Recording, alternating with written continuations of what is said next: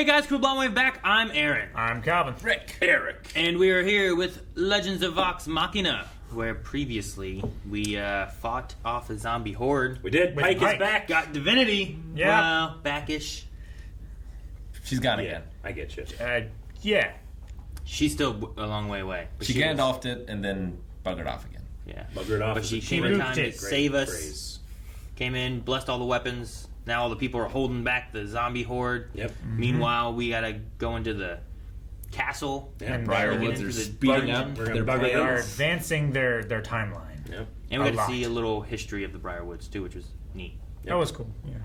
Neat. Let's bugger into this episode. Neat. I don't know, bugger. Doe. Just tell us how to access the secret under Whitestone, and this will all end. The secret under Whitestone.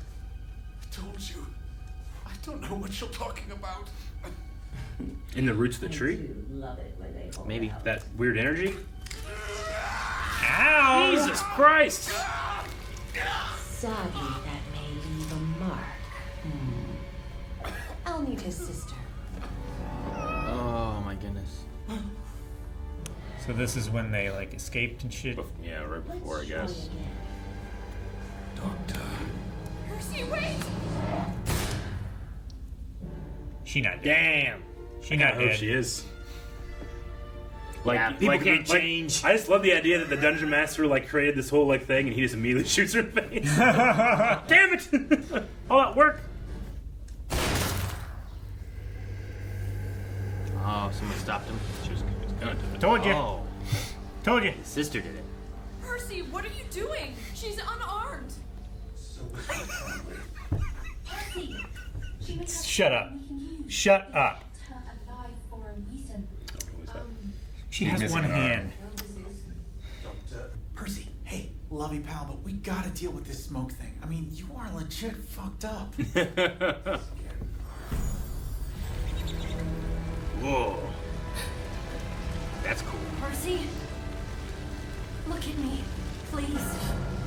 Oh, that's Oh. not Percy, Oh, cool. I don't know what it is, It's like the symbiote. but something is clouding your soul. Shall we go then? Never thought you and I would work together. At the moment, you are the luckiest person in Whitestone. Because you're at the bottom of my list. I like you. I'll kill you last. The Dawnfather shall stand as a flame in the darkness. Usually it lasts like 5 minutes. Whitestone is our home. We don't know how long And it's been. today, we take it back. The guy's outfit's so cool. Yeah. I really like the location work. Seeing as how we're two unattached adults. No. No. At the Briarwood's request, I was able to augment the structure with a particular mineral. Residual. But to what end is anyone's guess. Residual. Enhances the arcane. Trap. Trap. Jesus. Worked even better than my design. Perhaps I should take the lead? By all means. Easier to keep an eye on you. That trap looked tacky. What do you mean? Got like little tacks. Yeah, like spike tacks. Tacks. Whoa. Where are we? Our family tomb. Lumos. It holds generations of Derolos. They're necromancers, guys. Who did that? Got visitors? Wait a second. And that dead guy's armed. Uh-oh. The Derolos. The Derolo ancestors. I feel like this is when people, Monocle! Uncle Nathaniel? This is when what? it's like when people of Winterfell hid in the crypt when there were zombies attacking. Right? Sure. It's like, what do you expect? So dumb. This is wrong. Oh, I know. Isn't it great? He loaded his forearm. He's not even It looked using like his he weapon. was adjusting his bracer, but yeah, I think you're right. Jesus. It's like confetti. How long is he gonna stay like that? No telling, really. That laugh is great. Drop it, Ripley. Now still think you can do this without me? Just to point this out before we go get ourselves killed, we do have evidence now. We could drop this whole thing. Oh, and abandon the revolution we caused? No. Whatever the Brierwoods are planning down there, we must end it. Right, yeah. Dumb suggestion, Keyleth. Yeah, I'm really disappointed in you, Keyleth. Wait, what? No, Scanlan's the one who said... Happens to me all the time. Calvin, shut the coward. Oh, what? What would you say? What was it? Oh, who's near? Yeah. Cassandra. What? Yeah. Cassandra! Uh-oh. Why they kept her alive so long? Aw, man. Can you slide under? Oh, shit! Shit! Nice. Excellent work, dear. They took her as like their own daughter. I mean, they do mind control too, right? Slow learner. He's fucked now. Yeah, he was the one they took over before. No! Brother! Why are you doing this? You did this to yourself, Percy. The day you left me lying in the snow, choking on my blood like a hunted animal. My brother abandoned me. Saw a little flash of the glamour there. I am a Briarwood. Man, she risked her death just to do this? Or is it all just pawn stuff? They don't care. If you value your lives, you'll let my brother go! I'm afraid life is far more valuable to you than it is to us. What's in here? What is Don't this place? fret. We'll take excellent care of him. Be a lamb, would you? They said it's like where they process the residuum. Yeah. Like they use acid to break it down out of the stone or something. The rats are running. Oh my gosh! Not fast enough. You guys splashed? Real fucking original! In theory, Pike should be fine, Wake up! It's me! right? Wake I mean, her body, but her soul is here. Wait, come on! Don't you at least want to see Grog die? If we can cut it off, it might buy us some time. And how do you propose we do that? Choke with vines. Roots from above? Yeah. Roots from the tree. I think it's just roots. As long as it doesn't start going. I mean, it makes sense that it would burn through that too, right? Yeah, but she was trying to pinch off the metal. Scanlan's hand. Come on, pile on! How many people can film this? Percy! How much passion he plays with. Percy! Percy! Come here, limp noodle. Limp noodle. You want your sister back, and I want my brother. But if we're to have a chance of saving them, you have to save us first! And hopefully whatever that is above us. Right. Scanlan, can you get us to the ceiling? What? How? You fuckers are too heavy! Wait, that's it. Heavy. Metal.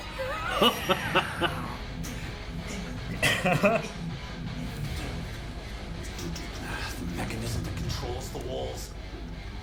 There! Oh, heck yes, Percy! Oh, Pike!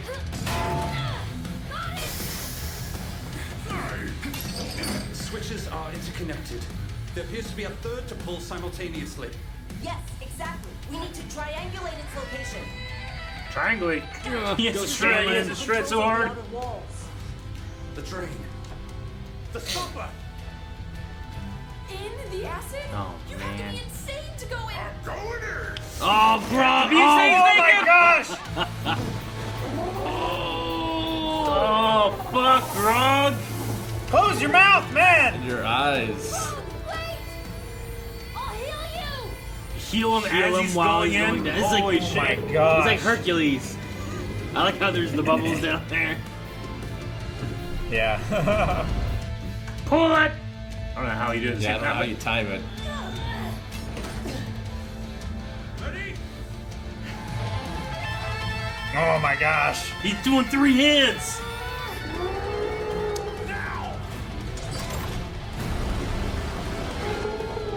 Oh, he's gonna get sucked down the drain. I love he had his little, like, other hand. There you go. You okay, Grog? I don't know. Is Captain Winky still there? Still hanging low, buddies. Woo! Then I'm good. Let's go. Oh, got my drawers. It's a good move. Where does this lead?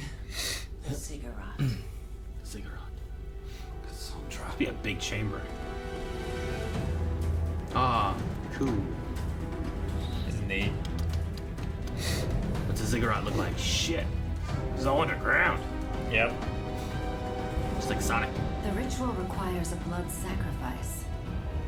Oh, well. Now we're spoiled for choice. Cool looking. Spoiled. Okay.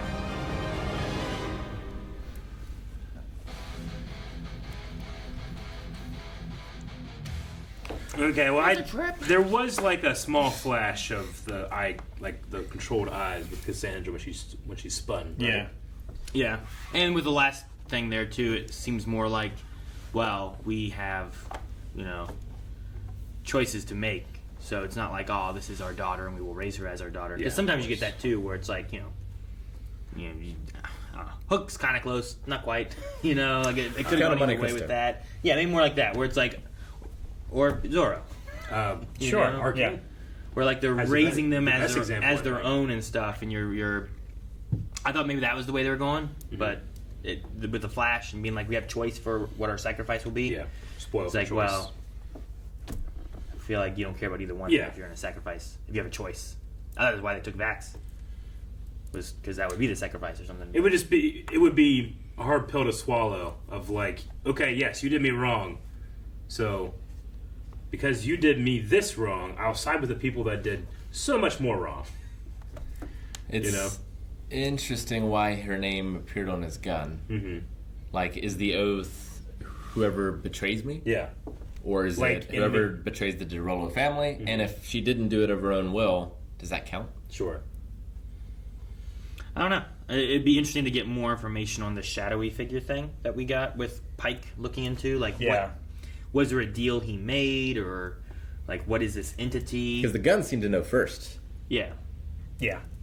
Like it knew that he was being betrayed. So it definitely he saw the name revealed and read it, and it's like, what? Mm-hmm. Huh? And like maybe it's more of a it doesn't matter of free will or forced or whatever. Maybe it's just a matter of like if that person betrays, that's what this gun's searching for. That's the cost. And it's kind of like the blades that it doesn't matter who you're killing or what, it's that I need you to kill. The thirsty blades. Like they just kind of have those kind of mechanics to them. So maybe it's more like in Harry Potter, Alistair Moody has a thing called a faux glass, and you can always see these like shapes kind of moving because he has enemies out there, but it's not until you can see like the whites of their eyes that like you're in real danger, But the plot twist in that book is that it's actually not Moody looking in the glass; it's somebody else, and those people were actually the good guys, So maybe it's just like an enemy, regardless of control or free will. Maybe, or whatever. but it's got to be something more specific than that because the Dragon General, he betrayed him, but his name didn't show up on the gun. Sure. So there's got to be something else. Like connected to the DeRollo family. Or betraying with the Briarwoods or working with Briarwoods or maybe it's everyone who worked with the Briarwoods. It's definitely got to do a Briarwood thing in some way or fashion. I just don't know exactly what the rules for it would be. But I like the reveal of it where like however it works. Like it always glows when he's like close to whoever it is and stuff. And like the Ripley one, like when it was glowing when he had the gun, I was like, okay, yeah. There's that. Yeah. But then hers, like, appeared. Mm-hmm. And I thought before he had, like, been engraving these in, and then, like, they take them off. Because we saw the one when he killed Stonefell, I think it was. We saw it, like, delete off the gun. Yeah. Mm-hmm. But we didn't see them appear on the gun. Sure. I thought we saw Anna Ripley's appear on the gun because he didn't know she was still alive. Dr. Ripley appears on the gun, right? Yeah. It got brighter. It had been there before, I think. I don't remember seeing it. He had mentioned before about his list being Anna Ripley, Professor Anders, Briarwood, Stonefell. We talked about a sixth spot on the barrel too, where we weren't sure what the sixth one was. They mentioned like who's the sixth barrel for, and we weren't sure. Like I don't know if that's meant to be him. But here Cassandra. it's like, well, it's not a predetermined list that appears. Like he never would have put Cassandra on there. Right? Yeah, I don't imagine so. So it's a magical list that appears. And is there a penalty for not fulfilling the list? Sure. Yeah. Or does this entity know that maybe Cassandra did betray in some way without Briarwood influence, right? Like a betrayal. Like what does it count as a betrayal? Did it tell a secret or I don't know, give information? Either tortured willingly. I don't know. Is it like Ghost Rider? Like the thing that's possessing you is giving you like instruction as well. Yeah, like kind maybe of. part of his deal or whatever the spoken or unspoken contract with this thing is that it will tell you what you need to do or who you need to defeat. And he doesn't seem aware of what it is necessarily either. He definitely doesn't want to confront it. He knows that there's a problem, but right now it's useful. Yeah, right? I think that's the big thing right now is it's power for him. He doesn't want to admit that there's a problem because then that means that everything that he's doing needs to be put on hold. Mm-hmm. Well, I think he can be like, well, sure there is. Like here, I think like, well, we'll deal with this afterwards. But there's also like the issue of like, they were talking about like, we can go back and do this. It's like, yeah, but whatever's going on, we need to stop now. So even if there is an issue with it right now, it's like, do we continue with this? Which is like, what are they doing? Is it like an end of the world kind of thing? Are we summoning some kind of terrible creature that once it's released, we can't put it back in the cage? Like, this might be more important than me having some shadow monster in me or something. And if it could be a matter of like, well, we'll put it off and deal with it later, but maybe that's too late. But I think it also could be that they're trying to find this secret or ritual, something to do with the Whispered One, like the power under Whitestone. But he also lived in Whitestone. What if whatever he's taken over by is the power under Whitestone? Sure. It's already been released. So it's like because you didn't deal with it, it's actually connected to it. Maybe. And Calvin, you can relate to him, right? Because in some respects, why? Do you mean specifically? We had all that weird secrety shit in our D&D campaign. Oh, I thought you were talking about like the real guns. Yeah, whatever's going on with that. Black smoke like an pouring off you during lunch. Like an Elor just talking about like, here's all my shit. What about you guys? You guys like secrets. I only knew extra because I had to draw it. Yeah.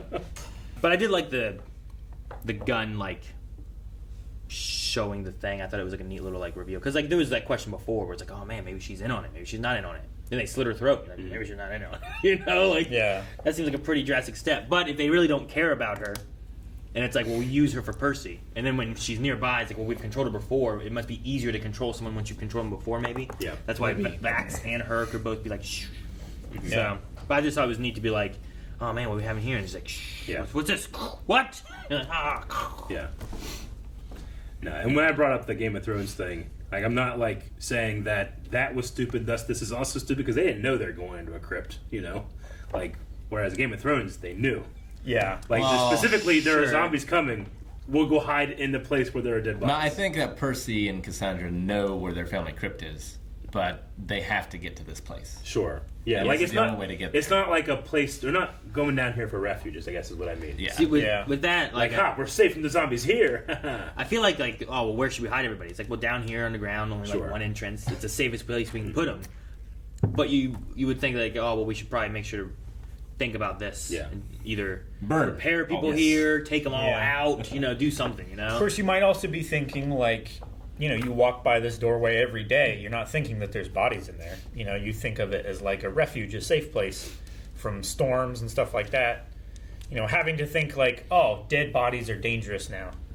That might not be the first thing in your head. Maybe. I would say that if I hadn't have been attacked by dead bodies twice. Yeah. And I've been thinking about all places that they're dead bodies. I don't know. Underground. That's where they all are. Caves. That's where dead bodies are, underground. Most dead bodies are underground. Ripley's bag had like a gun thing. Like a I think that's, prototype. yeah, I think that's why she's missing a hand. It's because there were... Well, it looked like it had blown up, maybe? Yeah. It looked like it had some kind of chain fire explosion or something. Even if it didn't blow off her hand, if the damage it did to it was enough that like we have to cut it off because it's... Well, she said she was mixing like science with magic as well. Sure. Or like engineering with magic or something like that. So maybe the explosion was heightened. And while the gun survived more or less intact as far as design, her arm maybe not. Maybe. Maybe it's Like maybe it was a fireball explosion or something like that. Percy got the idea from, and he just perfected it. I mean, Percy seems to have kind of a magical element with his. I was going to say that. Like, maybe they have a connection some way with the smoke thing. Well, the difference might be that she doesn't have that, where he does, and that's why his works, and hers doesn't, you know? Like, maybe he wouldn't have this weapon working the way it does had it not been for this weird magical smoke stuff. Whereas she doesn't have it working because she doesn't have no weird magical smoke stuff. I keep thinking of Armageddon. What? That scene in Armageddon when they're like, you put a firecracker in your hand, it goes off, you burn your hand. You close your hand, no hand. It's not really true. It just opens your hand really hard. Depends how bad the firecracker is. But it definitely does more damage. Could be If you put an M80 on your palm, you're going to lose the top of your palm. I have if you had... close your hand in M80, you'll lose the hand. I have had it's not like firecracker blow up on my fingers. It hurts. Yeah, but it's not like... But I was not close around it. That probably would hurt more. Sure, but it's not like, oh, it's blank surface. You don't even feel it, and then you close your hand and you lose your arm or something like that. It's not... No, I mean, it's throw those little snappers at me like, and run away. I hated it. Yeah. Little snappers. I like those things. I once tried to like open up a whole bunch of those and put them in a tennis ball or something like that and do it. Did the darkness inside you tell you? What if we got some of those and we were on the roof? We just... No. Like we were walking by and just... You can't do that and also pay for insurance like we have. Those two things. Or you pay for a lot more. I quite like the, Put their head as... on a cabinet. I quite like as Grog is burning that she's healing him, you know. Yeah. So you have just that perpetual who goes out first thing. So that was a cool moment. It's also cool that can you overheal the damage he's taken? Yeah. Since she jumped down there to heal Grog, then someone else had to jump up and pull the lever. Sure. With Percy. It does seem like the show, and you guys know more than I, like the show has the archetypes and the ideas and spells and like generally how things work down, but maybe not so much its limits. You talked about how like, well, you can blast weapons, but they don't last that long, or you can heal, but you can't just infinitely do it, or do it for ever and ever and ever. Like how there can always be exceptions. Like how long can you For most of it, I feel like it depends on what the DM wants to do and what they think is going to be a more fun story. Yeah. You know. Yeah. And sometimes there's a greater cost or circumstance, like because she's in this temple, she can do these more extraordinary things. Yeah. Or because she spoke directly to the deity and came to the conclusions of what she needed to. Is that deity willing to help her more right now in this instance because she has its ear? You know, like you could say like there's things like that. Whereas like if she was just going to bless a weapon, all right, Calvin's weapon's blessed, 5 minutes he gets extra accuracy or more damage or whatever the case may be. Sure. But when it's more divinity, like it's a god doing things, you can say, oh, well the god's doing this. How long's it going to last? Who knows, you know? And then I feel like if you have like a god's power involved in D&D, like all bets are off as far as like spell limits and stuff like that, because it's not necessarily a spell. And it's fun ways of having like extra power boosts for a small time that may go away. And there can be consequences too. Like if there's a greater divine energy on Earth, devils might take notice. Sure. And now you have an infernal enemy that's paying attention to you that wouldn't have beforehand. It's interesting, like trying to think of it in terms of power scaling. Like if I have a patron deity and then another person has also a patron deity, and we somehow get to the point where we're like, we do like what, like Elijah did, where he's like, you know, literally like my God versus your God, let's go. Like, how do you power scale two deities against each other? Like literally like a Pokemon fight. Well, they come in the battle. Do you Unless- just destroy the earth? Unless the deities get involved, it's just you versus him, and you're rolling versus his, like, what? His charisma for for a cleric or something like that. Usually, yeah. So if you roll bad and you fuck up, you're going to piss your god off. And the other god is going to get you. Yeah, and it depends on the system, but like sometimes gods will only help things that they agree with. Yeah. If you're trying to fight against a god that's their friend, they'll just turn off the tap. Yep. Sure. Or like if you're trying to do something evil and your god is a good god, I'm not going to let you do that. Sure. I mean, you have times where like your god has been helping you, and then you do something where the god doesn't agree with that, and now that extra help you've been having is now gone. Yeah. And then you have to appease the god or switch to a new deity. Or, it just depends on what's the situation. I don't think the new deity is really liking that either. I've seen all those kind of things happen too. I got another one. Yeah, it could be. I mean, in D&D and stuff, like there's a lot of gods. Yeah, there are. You have all kinds of gods. So, indeed. I like Scanlan's heavy metal. So wait a minute. What do I do? Heavy. Yeah. I loved his secondary hand. That was also tertiary hand. Yeah, it was fantastic. Well, like he was down here while it was like up here, right? Shredded. Yeah. I loved it. Just doing like hammer-ons or whatever they're called. Like it's silly and it brings levity to the situation, but not so much where you don't feel the lack of tension. Sure. You know, to the point where like characters having plot armor, like this is their first arc or whatever. It's like, well, yeah. I mean, not all of it. Like one or two could die, but probably not all of them. Like you don't expect them all to get. It's like that might not be the run that they make a cartoon out of. I'm not saying it doesn't happen. Like no, it did because we all fell into acid. I can see that being like, well, fuck. Sure. And but that's not the one that they fund in millions of dollars. Yeah. You have a campaign going through, and then it's like, well, this character did die. Yeah. Then they roll a new character, and they bring that into the fold and stuff. Sure. But like in a story beat like this, like you would figure the first arc you have like, well, here's our characters, here's who they are. You have them complete a mission. Then maybe in the future one something happens or someone dies or whatever happens, you know. But I think everyone around them dies. Yeah. Sure, that's usually the common thing. Is like, well, my D&D players aren't going to die, but his sister's dead, his grandfather's dead, his whole town's dead. Yeah. Like, I think now they've got something to fight for. Yeah. His dog. I think I just especially like this one the most because I feel like with Scanlan, with Grog, sometimes the characters like pause the scene while they get their joke or levity out, and then the scene continues. Whereas this one felt integral or like not throwaway. I'm not saying throwaway jokes are bad, but this one wasn't. So I think I liked that the most. You didn't like Mr. Winky? It's not bad. No, I was like, I mean, it's a legitimate question that I thought of. I mean, sure. Like, does that mean that like his dick was decaying and she was healing it? Yeah. Yeah. I mean, it probably would have been the first thing, right? Because it's just out there. Could it be one of those things where she healed it too much? I don't think that's possible. Again, I'm sorry. Like in Harry Potter. I mean, I guess you could bless it. Harry Potter, like Hermione's teeth get engorged, right? And they're like getting rolled too big, so she has to go to the hospital wing. She goes to the hospital wing, and the nurse shrinks them. But she already had oversized buck teeth. She just let the nurse do it a little bit more. It's like, tell me when to stop, and she just let it go. So she just let it go back, so her teeth are really good now, which is doubly wrong of her because her parents are Muggle dentists and wouldn't allow her to do that. I just always thought that was really funny. She just like overcorrected the healing. Yeah.